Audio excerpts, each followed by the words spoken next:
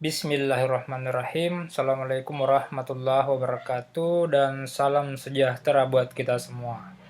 Pada kesempatan kali ini kita akan melanjutkan perkuliahan mata kuliah pengantar bisnis digital. Pertemuan keempat kita akan membahas tentang infrastruktur bisnis digital atau bisnis elektronik atau apapun namanya yang memanfaatkan fasilitas teknologi untuk menjalankan bisnis. Oke, jadi pertanyaan mendasarnya adalah, benarkah infrastruktur bisnis digital hanya bersifat fisik? Karena infrastruktur adalah salah satu hal yang fundamental dan paling banyak dikeluhkan. Misalnya kalau ada teman Anda ditanya, Anda belajar desain, Anda belajar pemrograman, jawabannya adalah tidak. Kenapa? Karena saya tidak kuliah di jurusan tersebut. Padahal fasilitas untuk belajar secara otodidak itu ada. Dia punya laptop, dia punya PC, dia punya desktop, dia punya laptop yang dia bisa belajar secara otodidak. Nah, eh, pada kesempatan sebelumnya juga kita bicara soal mindset. Jadi hal-hal yang tadi itu berkaitan dengan mindset juga. Termasuk ini, infrastruktur. Kebanyakan kita memandangnya dia hanya sebatas bersifat fisik, kabel, laptop, dan lain sebagainya. Tetapi benarkah demikian? Mari kita cek penjelasan selanjutnya. Oke, pada materi ini beberapa topik yang kita bahas itu adalah review digital mindset, kemudian apa infrastruktur bisnis digital, kenapa penting, dan 4 pilar infrastruktur bisnis digital atau electronic business. Mari kita cek satu persatu.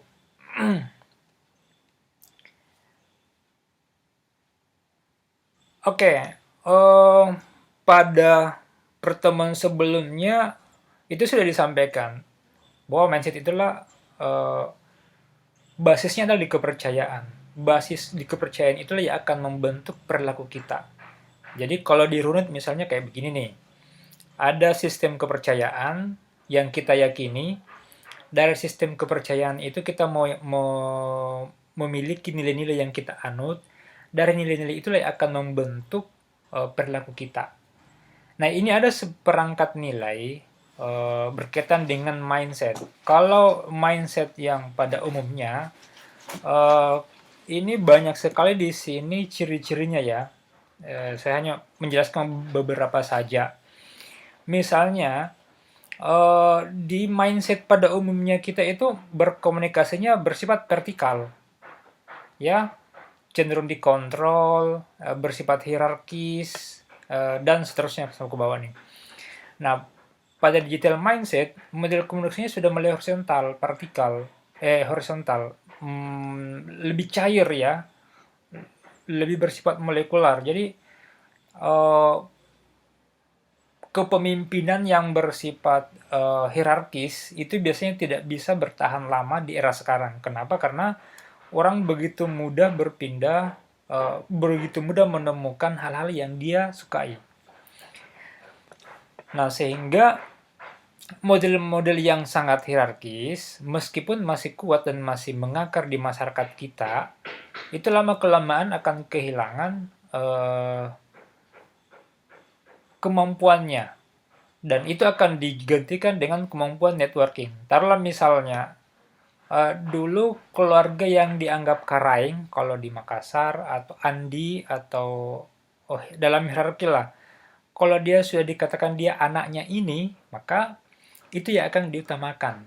Nah, sekarang dengan berkembangnya teknologi, berkembangnya kemajuan berpikir manusia, ada pergeseran bahwa berjejaring dengan banyaknya teman, dengan banyaknya relasi, itu justru makin mempermudah kehidupan kita, termasuk di dalam kesuksesan. Nah, ada beberapa hal di sini yang struktur terus berubah menjadi agility, kemudian umumnya adalah do what is best. Sekarang ya lakukan saja apa yang bagus, do what is good apa yang bagus. Dulu berpusat pada perusahaan, sekarang berpusat kepada orang. Kalau Anda yang suka misalnya sekadar update status, sekarang saatnya Anda bikin konten, ya.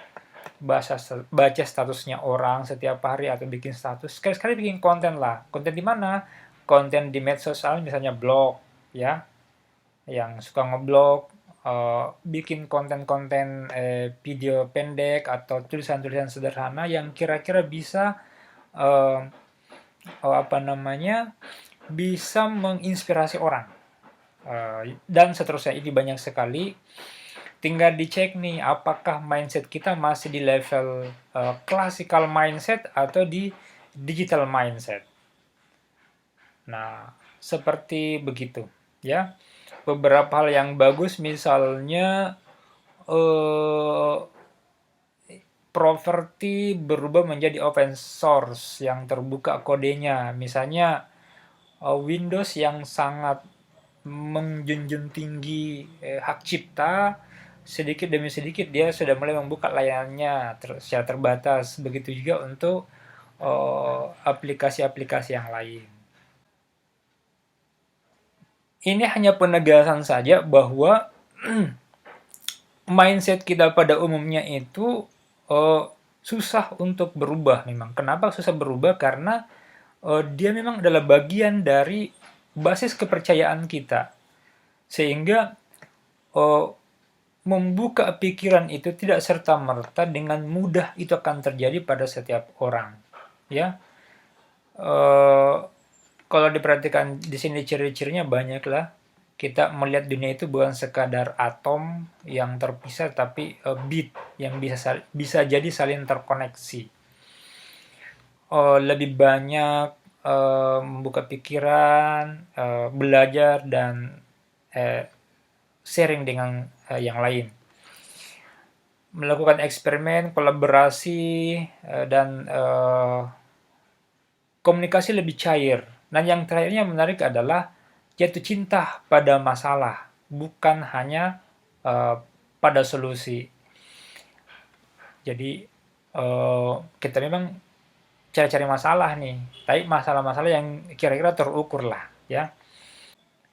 Karena di dalam buku apa namanya belajar cerdas itu dikemukakan bahwa ketika kita menemukan persoalan yang baru setiap saat, maka jaringan-jaringan dalam otak kita, neuron-neuronnya itu akan saling terkoneksi dan akan saling apa namanya terhubung dan harmonis. Beda dengan otak yang jarang digunakan untuk berpikir, apalagi untuk memecahkan suatu permasalahan. Jadi sebagaimana yang kita sampaikan minggu lalu bahwa bisnis sejati itu adalah integrasi teknologi dengan bisnis model. Jadi ada teknologinya. Gambar ini selalu saya ulang-ulang. Kenapa? Karena ini sebenarnya inti dari bukan inti sih, pokok dari sebuah bisnis digital. Jadi tetap ada berfokus kepada orang, ada bisnisnya, dan ada thing, ada sesuatunya. Apa yang dibicarakan? Bisnis itu adalah prosesnya, modelnya. Dan siapa yang membicarakan? Siapa yang mengkoneksikan antara orang dengan orang dalam suatu interaksi bisnis? Pasti ada sesuatu di situ, ya. Apakah misalnya handphone kah, ataukah kepentingan, ataukah jaringan, atau perangkat-perangkat yang sejenis dan lain sebagainya. Nah, oleh karena itu dalam bisnis digital ini termasuk di dalamnya adalah rantai nilainya.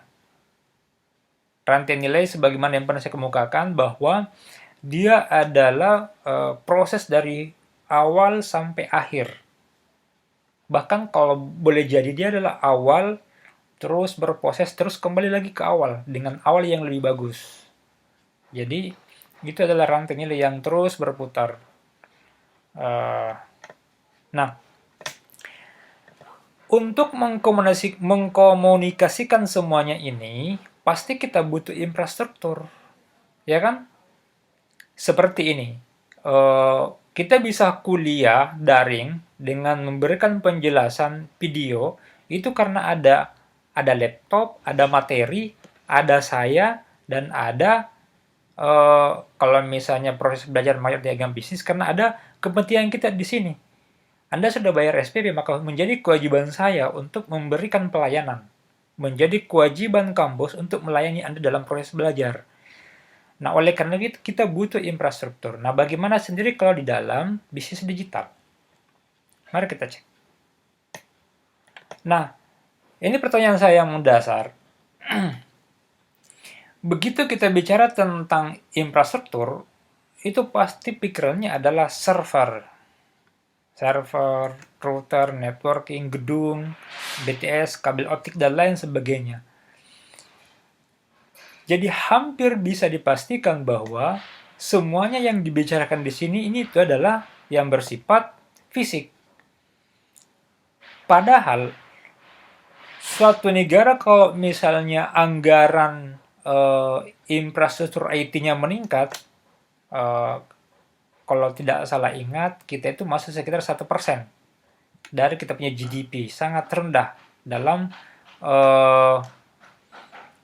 alokasi anggaran atau belanja untuk infrastruktur kita. Negara-negara lain lebih besar daripada kita. Tapi bukan itu kendala satu-satunya. Kendala yang paling utama adalah pemahaman kita terhadap infrastruktur. Apakah sekadar benda-benda fisik ini, ataukah ada yang lain? Nah, ini yang akan kita jawab sebelum menunjukkan apa sih yang dibutuhkan di dalam bisnis digital, perangkat-perangkat apa yang dibutuhkan untuk bisa memberikan layanan yang bagus di dalam bisnis digital.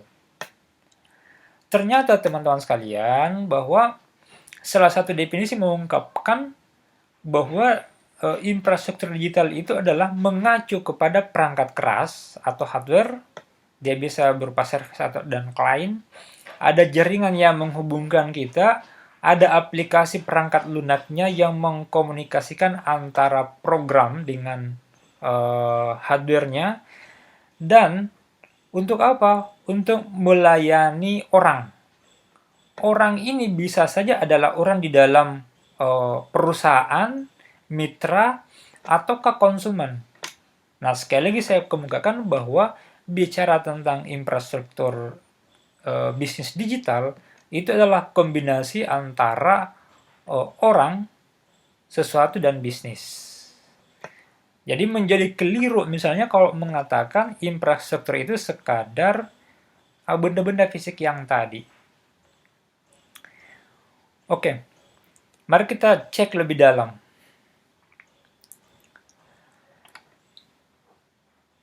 Pada sisi manusia, itu dibutuhkan banyak hal yang perlu diperhatikan. Jadi human electronic business-nya itu kita butuh pengetahuan loh. Kita butuh keahlian, kita butuh pengalaman, kompetensi, komitmen, nilai, dan norma.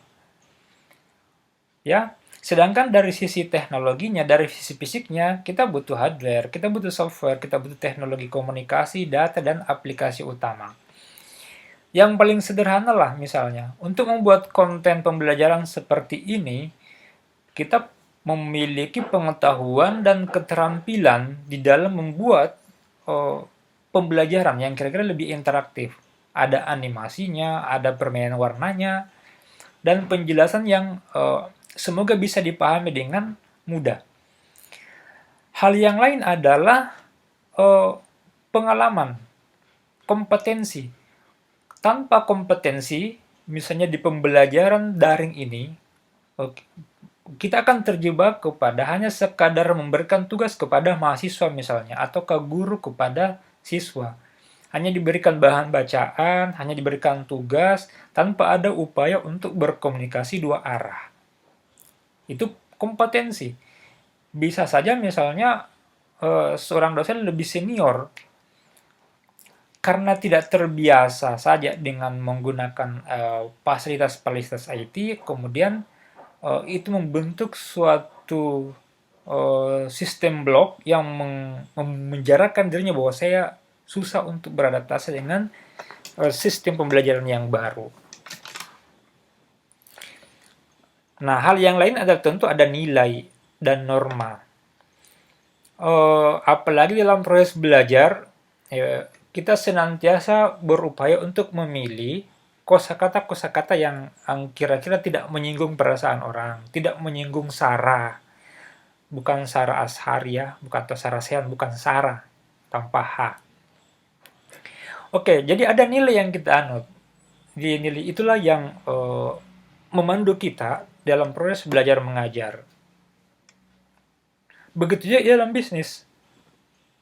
Bahwa misalnya di Indonesia kebanyakan penduduk Muslim, makanya nilai yang dianut adalah tidak dibolehkannya diperjualbelikan secara terbuka minuman-minuman yang memabukkan.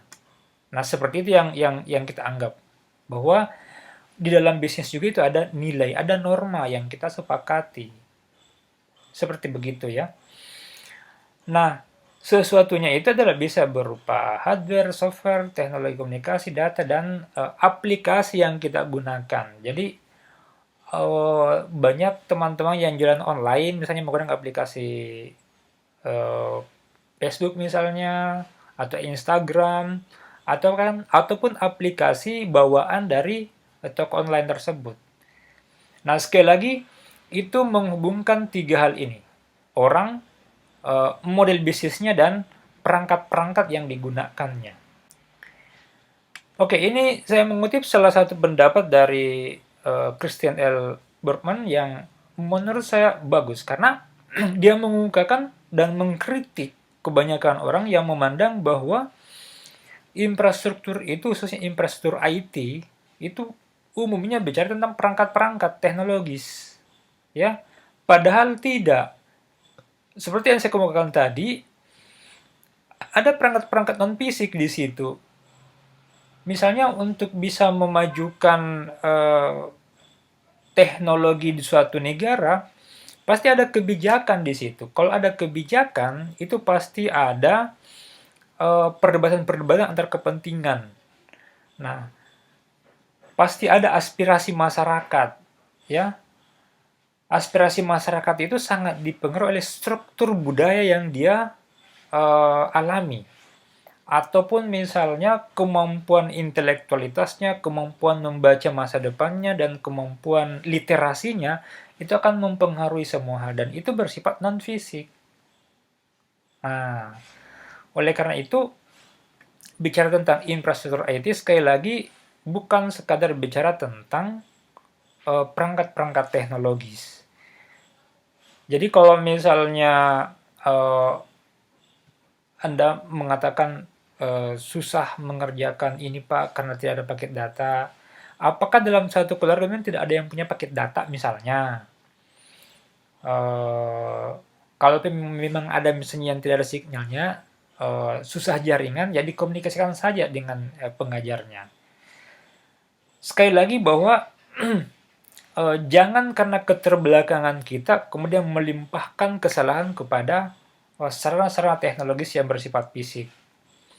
Ada banyak kisah yang bisa kita temui bahwa dengan keterbatasan fisik seseorang, tetapi dia mempunyai dorongan-dorongan yang bersifat non-fisik, dia punya motivasi yang tinggi, dia punya cita-cita yang besar, akhirnya hal-hal yang teknologis, hal-hal yang bersifat fisik, itu bisa diatasi. Ada banyak pengalaman-pengalaman begitu yang bisa kita lihat. Terakhir kalau kita baca, Ethiopia yang dulunya negara miskin, itu sekarang bisa melejit dengan kemampuan teknologinya. Begitu juga India. Ada banyak orang India yang menjadi CEO di Google, di Microsoft, dan di perusahaan-perusahaan besar. Di Indonesia juga banyak sebenarnya. Hanya belum terjadi secara masif. Tapi intinya adalah bahwa infrastruktur IT sekali lagi bukan sekadar bicara tentang sarana-sarana teknologis. Dia juga bicara tentang aspek-aspek yang non-fisik. Salah satunya yang penting tadi itu adalah mindset kita. Struktur sosial budaya kita. Jangan seperti cerita teman, eee, pada suatu ketika katanya di warung kopi ada seorang anggota dewan ditanya, tentang emailnya. Karena kebiasaan anggota dewan kita itu adalah merasa pintar, akhirnya ditanya lah, "Pak bisa minta emailnya, email, electronic mail?" Anggota dewan tersebut katanya menjawab, "Ih maaf, saya sudah menjualnya bulan lalu." Bayangkan email dia jual. Dia mungkin menganggap bahwa dia seperti barang elektronik yang lain. Padahal uh, mungkin belum punya email atau apa. Itu cerita yang bisa dimaknai sebagai suatu hiburan atau mungkin juga bisa berarti ada yang terjadi pada lingkungan kita. Infrastruktur IT sedikit berbeda dengan infrastruktur bisnis digital. Dapat kita lihat di sini bahwa meskipun bisnis digital itu membutuhkan perangkat-perangkat IT, tetapi bukan berarti bahwa tanpa IT yang canggih, bisnis digital tidak bisa jalan. Karena faktanya, kita bisa menggunakan aplikasi yang sangat sederhana untuk melakukan bisnis digital. Beberapa perbedaannya misalnya, electronic business masih sangat tergantung pada infrastruktur fisik, ya, masih sangat tergantung pada misalnya aset elektronik, aset intelektual, dan pendidikan karyawan. Jadi beberapa kasus misalnya eh, ada pekerjaan yang hanya dikerjakan oleh orang-orang yang punya spesialis, misalnya spesialis panjat gedung misalnya, itu diperhatikan kemampuan fisiknya, kekuatan apa namanya, keahliannya di bidang tersebut. Begitu juga misalnya pendidikan karyawan. Jadi ada skill-skill yang distandardisasi memang. Misalnya pada suatu perusahaan itu mensyaratkan bahwa tinggi minimal sekian. Nah, punya kemampuan bekerja di bawah tekanan misalnya, punya apa namanya, punya kemampuan untuk mengangkat beban berat. Eh, Selain itu juga beberapa perusahaan memang masih tergantung kepada misalnya bangunan-bangunan fisik, khususnya pada perusahaan manufaktur, misalnya yang memproduksi garment, yang memproduksi bahan-bahan olahan pertanian, menjadi barang setengah jadi dan seterusnya. Eh, yang kedua, teknologi informasi memungkinkan penyebaran aktivitas ekonomi. Jadi ada diferensiasi aktivitas perekonomian dengan adanya teknologi informasi. Tetapi dalam hal-hal tertentu, di dalam bisnis teknologi informasi bisa saja kita melakukan pekerjaan di daerah lain hanya dengan melakukan sistem remote. Tetapi pada perusahaan bisnis yang masih konvensional, dalam artian penggunaan IT-nya belum terlalu banyak. Taruhlah misalnya suatu produksi manufaktur, misalnya kayak tadi bikin garment, dia tidak bisa di mana saja dilaksanakan, tetapi dia harus melihat misalnya lokasi bahan bakunya di mana, yang bisa saja dekat dengan akses ke bahan baku atau dekat dengan akses ke pasar. Jadi ada hal-hal yang bisa dilakukan oleh infrastruktur teknologi informasi secara mudah, tetapi pada bisnis elektronik itu masih terkendala problem-problem fisik. Misalnya kayak tadi, seorang admin suatu perusahaan dia bisa remote bekerja dari rumah. Tetapi seorang cleaning service tidak mungkin dia bisa meremote bekerja dari rumah. Dia harus datang secara fisik ke kantor tersebut. Atau misalnya seorang yang ahli dalam mengoperasikan mesin. Nah, kecuali kalau misalnya dia bisa remote dari dia, tapi kan minimal dia on off kan. Atau kan misalnya eh, mensinkronkan antara alat yang satu dengan alat yang lain. Itu kendala-kendala tertentu. Yang ketiga adalah teknologi informasi bukan merupakan modal insentif seperti teknologi manufaktur. Jadi perbedaannya sih tipis-tipis saja ya.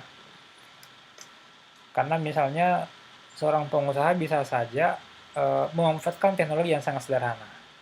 Ya. Ada teman yang sukses hanya dengan memanfaatkan Twitter. Ya, ada orang juga yang sukses hanya dengan memanfaatkan media sosial yang lain uh, dengan uh, teknologi yang tidak terlalu canggih. Oke, itu perbedaan sekilasnya. Hal yang lain adalah di dalam infrastruktur bisnis digital itu setidaknya memiliki 4 karakteristik ini. Yang pertama adalah connectivity. Ya, connectivity ini bisa menghubungkan sebanyak mungkin orang. Ya, bisa saja bisa jalan di semua sistem operasi. Bisa jalan bukan hanya di laptop, bisa juga di handphone ataupun di perangkat-perangkat yang lain. Yang kedua adalah kompatibel. Jadi kompatibel itu bermakna bahwa ada kemampuan untuk membagikan berbagai macam informasi melalui komponen teknologi dalam. Jadi kompatibel, misalnya gini, mengapa salah satu aplikasi sering meminta kita untuk update? Karena bisa saja ada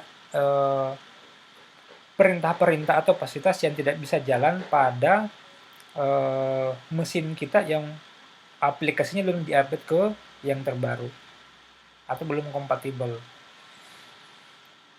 Misalnya yang ketiga lagi adalah modularitas. Kemampuan perusahaan untuk membagi aplikasi baru dengan cepat. Jadi ini lebih kepada lebih cepat untuk adaptasi ya. Jadi ada aplikasi baru yang kira-kira dapat dimodifikasi berdasarkan perkembangan-perkembangan yang baru. Misalnya kalau kita lihat beberapa perusahaan-perusahaan besar yang awalnya sangat kaku untuk membagi dia punya source code kepada publik, akhirnya dia bagi. Atau kalau misalnya kalau kita pernah baca bagaimana jatuhnya Nokia yang tetap bertahan dengan sistem berbasis Symbian dibanding dengan misalnya Samsung yang berani menggunakan source code yang baru yang berbasis open source. Itu mungkin bisa masuk di sini untuk mengembangkan aplikasi baru. Yang keempat adalah high skill. Di sini high skill bukan saja bermakna dia keterampilan teknis, tetapi dia juga bisa kita maknai sebagai attitude seorang praktisi. Apalagi pekerjaan-pekerjaan di balik layar yang bisa saja dia hanya seorang diri, tidak diawasi oleh orang secara langsung, tanpa ada kemampuan mengkombinasikan antara pengetahuan, keterampilan dengan sikap, maka bisa saja skill yang dimiliki oleh personal IT itu disalahgunakan. Seperti begitu. Jadi ini karakteristik yang kira-kira harus dimiliki oleh sebuah bisnis digital. Jadi selain keempat karakteristik ini, apalagi yang berkaitan dengan infrastruktur yang perlu kita pahami bersama adalah bisnis digital itu merupakan struktur yang interdisipliner. Jadi dia lintas ilmu. Misalnya proses bisnis ya pasti ini bidang kajian manajemen, ekonomi ya. Model perdagangan ya biasa saja ini juga adalah bagian daripada ilmu ekonomi ataukah di bisnis. Apakah model perdagangan itu terbuka atau bagaimana? infrastruktur hardware-nya apakah canggih atau biasa-biasa saja, jaringan dan aplikasinya, apakah antara infrastruktur dengan software ini eh, kompatibel, bisa jalan dengan bagus.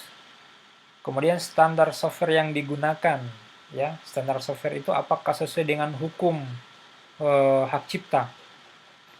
Jadi perusahaan-perusahaan yang besar biasanya akan menggunakan software-software yang berbayar. Uh, Karena itu agak-agak ketat, ya. Nah, dari semua struktur yang saling terkoneksi ini, itu diharapkan ini semuanya terjadi selaras dan terintegrasi. Ini mudah kita ungkapkan selaras dan terintegrasi, tapi pada praktiknya sangat sulit. Taruh misalnya salah satu mindset dalam bisnis digital itu adalah kolaborasi. Ya, kolaborasi itu hanya bisa jalan kalau sebelumnya ada koordinasi. Koordinasi bisa jalan kalau ada komunikasi. Sama juga ini. Proses bisnis yang bagus tidak bisa menjadi optimal kalau dia melanggar hukum yang ada pada suatu wilayah. Ya, Anda misalnya menyukai sebuah model bisnis yang menawarkan konten-konten remaja, sementara di situ adalah anak-anak di bawah umur yang mungkin butuh edukasi yang lebih berkaitan dengan uh, perkembangan kognitifnya atau emosional. Oke, ini adalah bagian terakhir dari kuliah kita mengenai 4 komponen infrastruktur bisnis digital yang terintegrasi. Yang pertama adalah infrastruktur teknologi. Di situ ada software, ada hardware, jaringan, teknologi enkripsi, dan teknologi pembayaran online dan lain sebagainya. Infrastruktur teknologi ini meliputi aspek pertama, interoperabilitas, yang artinya bahwa layanan itu atau aplikasi itu bisa berinteraksi dengan aplikasi lain yang berbeda platform atau kan berbeda sistem operasi. Jadi misalnya aplikasi itu bukan hanya bisa jalan di mesin Windows misalnya, atau di mesin Mac atau di mesin Linux, tapi sebisa mungkin bisa jalan di semua sistem operasi tersebut atau di platform yang berbeda. Umumnya yang berbasis website itu bisa jalan di semua mesin. Yang kedua adalah keamanan. Namanya saja keamanan, pasti yang pertama itu ada konfidensial, bahwa data-data kita itu dirahasiakan. Akun-akun kita tidak diperjualbelikan ke orang lain. Misalnya Telkomsel tidak menjual data-data personal kita. Yang kedua adalah integrity, ya. Keandalan informasi yang diberikan apakah sama antara yang disampaikan pada awalnya dengan yang kita terima. Jadi tidak dipotong. Misalnya orang mengirimkan paket, misalnya belanja online. Kalau yang ditawarkan di awal adalah barangnya segi 5, maka yang sampai ke yang memesan itu ya segi 5 juga, jangan menjadi segi 3, ya. Yang lain adalah availability, ya, ketersediaan informasi ada di web kah atau yang lain sebagainya. Yang ketiga adalah konektivitas. Konektivitas ini berkaitan jumlah entitas yang terkoneksi, jumlah orang, jumlah konsumen, atau jumlah jaringan atau meter yang terkoneksi dalam layanan kita. Yang terakhir adalah aplikasi yang terintegrasi. Jadi aplikasi itu jangan hanya bisa jalan pada suatu platform, tapi sebisa mungkin terintegrasi dengan mesin-mesin yang lain. Itu yang pertama. Yang kedua adalah infrastruktur manajer dan organisasi. Di sini kita bisa lihat model bisnis yang beragam. Model bisnisnya bagaimana nih? Apakah model bisnisnya yang tertutup, model bisnis berbasis keluarga, skalanya bagaimana, ini kompleks. Yang kedua adalah budaya organisasi. Budaya organisasi yang dikembangkan itu apakah budaya organisasi yang sangat hierarkis ataukah yang sangat cair suasananya. Seperti misalnya kalau pernah kita membaca beritanya mengenai bagaimana perusahaan-perusahaan Jepang itu kalah bersaing dengan perusahaan-perusahaan yang ada di Korea. Perusahaan-perusahaan yang ada di Jepang itu agak lama adaptasinya. Anggaplah misalnya Sony, karena dia punya sistem hierarki budaya organisasi yang bisa saja mengadopsi sistem kekaisaran yang sangat berbeda dengan perusahaan-perusahaan yang ada di Korea yang mengadopsi model-model yang sangat cair, sehingga bisa kita lihat bagaimana inovasi yang terjadi pada misalnya produk-produk Korea yang begitu dengan sangat cepat terjadi perubahan-perubahan. Versi ini belum kita kenal, ada lagi versi yang baru, ada lagi versi-versi yang terbarunya. Budaya organisasi sangat terkait dalam bisnis digital. Yang selanjutnya adalah pelatihan user dan lain sebagainya, termasuk misalnya imbal balik dari sebuah investasi. Apakah birokrasi untuk investasi di perusahaan tersebut tidak begitu sulit atau seperti apa? Berapa imbal baliknya dan lain sebagainya. Yang ketiga adalah infrastruktur hukum dan peraturan. Jadi misalnya mitra itu bagaimana kesepakatan yang dibangun. Jadi peraturan itu kan kesepakatan yang kita sepakati bersama. Menjadi peraturan lah. Apalagi bagaimana model kontraknya, validitas dan kesalahannya, autentikasi dan lain sebagainya. Ini berkaitan dengan infrastruktur yang non teknologis, tapi berupa regulasi-regulasi. Oke, yang keempat adalah infrastruktur informasi. Itu berkaitan dengan bagaimana informasi itu dikaitkan dengan konteks yang tepat. Seberapa cepat informasi itu kita peroleh, kita pahami, dan kita gunakan sesuai dengan keperluan yang kita masing-masing. Jadi likuiditas informasi, seberapa cair informasi itu berputar sampai kepada kita sesuai dengan apa yang kita butuhkan. Yang kedua adalah manajemen pengetahuan. Di sini berkaitan dengan bagaimana informasi, bagaimana pengetahuan itu diorganisasikan. Apakah menggunakan cloud misalnya, cloud computing, ataukah seperti apa? Apakah menggunakan model-model kolaborasi di GitHub misalnya untuk pengembangan aplikasi misalnya, atau seperti apa, ataukah bikin-bikin grup saja atau seperti apalah. Itu berkaitan dengan manajemen pengetahuan.